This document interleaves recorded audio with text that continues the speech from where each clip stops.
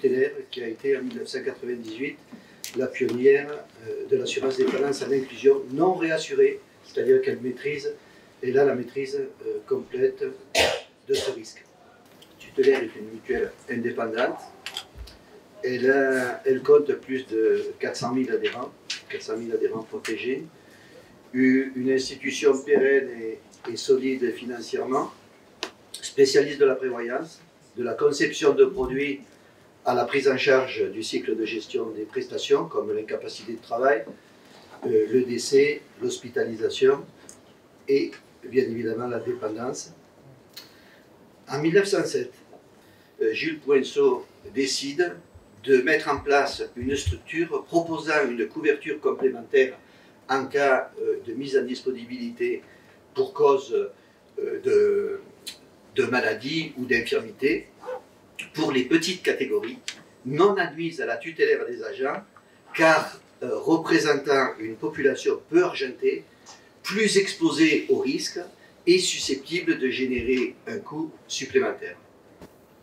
Jules Poinceau disait au moment de la création de la mutuelle, je rappelle en 1907, la tutélaire a pour but de lutter contre l'injustice sociale, elle n'a pas vocation à durer. Lorsque l'État assurera une égalité des droits et des chances à chaque citoyen, la mutuelle n'aura plus de raison d'être. Alors, ce qui a changé 111 ans plus tard, pour revenir sur le thème de cette journée et votre question, c'est la création, il y a 20 ans, en 1998, d'une prestation de dépendance de 900 francs, qui couvrait les GIR 1, 2 et 3, en inclusion du contrat tutélaire, couvrant donc la totalité des adhérents sans exclusion médicale. Aujourd'hui, cette prestation atteint 156 € pour les GIR 1 et 2 et 138 € pour le GIR 3. Un montant qui peut sembler modeste au regard des coûts liés à l'hébergement par exemple, ou au reste à charge dans cette situation-là, mais qui reste une aide substantielle pour ceux qui ne peuvent pas se permettre de cotiser davantage, et pour ceux qui le souhaitent et en ont les moyens, la prise en charge de dépendance s'est enrichie ces dernières années de la possibilité pour les adhérents de souscrire jusqu'à 3 niveaux de garantie complémentaire, ce qu'on appelle la GCD, montant maximum de rente, donc avec le niveau d'inclusion et les 3 niveaux complémentaires, 624 € par mois en cas de dépendance lourde. La couverture de l'ensemble de la population des adhérents est solidaire et sans exclusion. La souscription de la garantie complémentaire, elle, est optionnelle et individuelle, et à ce titre, afin d'éviter notamment les risques d'antisélection, on a mis une limite d'âge 75 ans et sont exclus ceux qui sont déjà entrés dans le risque. Aujourd'hui, pour tutélaire, avec 400 000 adhérents couverts, la dépendance représente 8 millions d'euros versés au titre de la perte d'autonomie pour 24,8 millions d'euros de primes encaissées et 114,5 millions d'euros de provisions techniques. Si ce chiffre d'affaires peut paraître modeste au regard des leaders du marché, il positionne cependant tutélaire au 13e rang du classement Argus Assurance.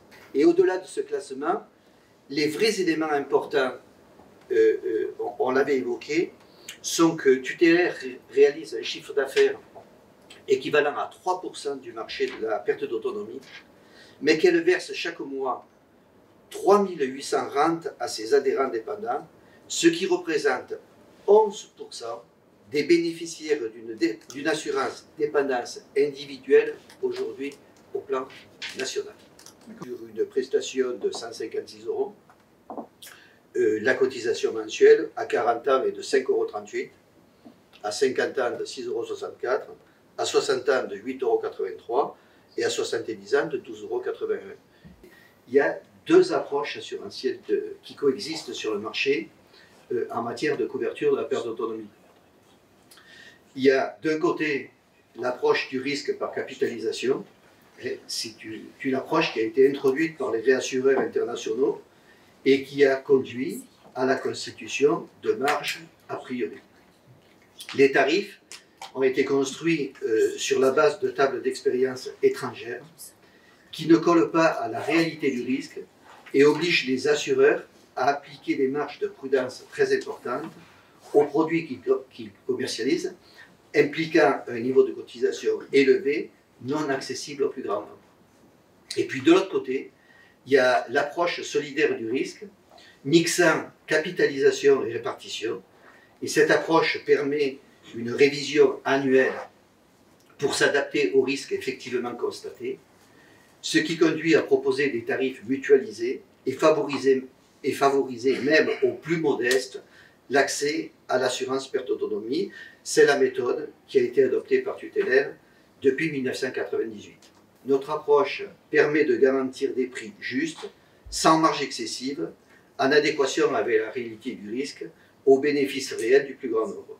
Et depuis 2009, nous construisons et contrôlons nos propres tables de surveillance et de maintien dans le risque.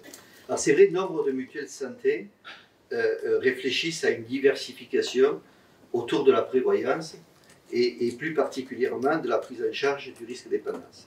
Au-delà de l'évidence de l'intérêt économique, elles répondent à la mission mutualiste originelle en proposant à tous une solution aux enjeux sociétaux liés au vieillissement de la population, dont on a parlé, et à sa prise en charge.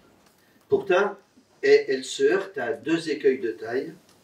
Comment appréhender un risque qu'elles ne connaissent pas et comment financer ce risque qui répond à une véritable attente de leurs adhérents, mais porte un engagement de très long terme et très incertain. Alors c'est là qu'un partenariat avec une mutuelle comme Tutelaire, qui intervient depuis 20 ans sur le risque de dépendance et dont l'expertise dans ce domaine est établie, revêt tout son intérêt. Alors si l'expertise est une évidence absolue en matière de bons partenaires, parce qu'il vous fait bénéficier de toute sa maîtrise d'un domaine nouveau, de tout son savoir-faire, il y a ce que j'appellerais un alignement d'intérêts observé. Un partenariat efficace et durable ne peut se bâtir que s'il est équitable et que les partenaires s'engagent lucidement et sincèrement dans un projet mutuellement profitable. Les valeurs, si elles ne sont pas partagées, aucun partenariat n'est possible. Ce qui fait la force d'une mutuelle, c'est sa différence, c'est son identité, c'est son histoire, c'est la proximité avec ses adhérents et le capital confiance qu'ils ont placé en elle. Pour conserver cet avantage concurrentiel inestimable, les mutuelles se doivent de diversifier en respectant leurs valeurs et sans perdre de vue la finalité solidaire de leur action.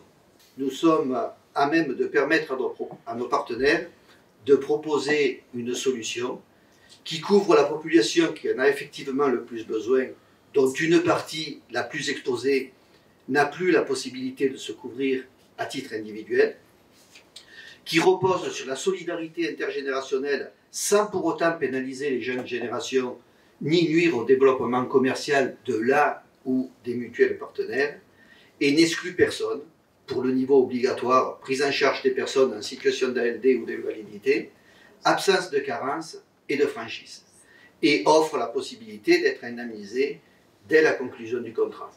Une offre mutualiste sur mesure, justement tarifée, parfaitement adaptée aux enjeux politiques, commerciaux et opérationnels du partenaire, pour une entière satisfaction des adhérents et des militants.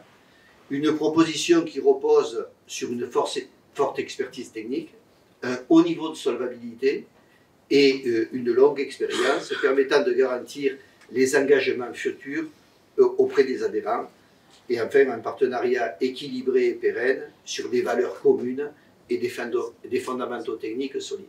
Pour en revenir à cette proposition, je dirais que c'est une vraie fausse bonne solution. Le bon diagnostic et la bonne idée, c'est par rapport à l'inclusion qui est synonyme de solidarité. Et là, il n'y a pas de souci, on adhère, mais non à l'obligation par la loi, parce que les présidents des mutuelles et leur conseil d'administration n'ont pas besoin qu'on leur tienne à la main pour prendre les bonnes décisions.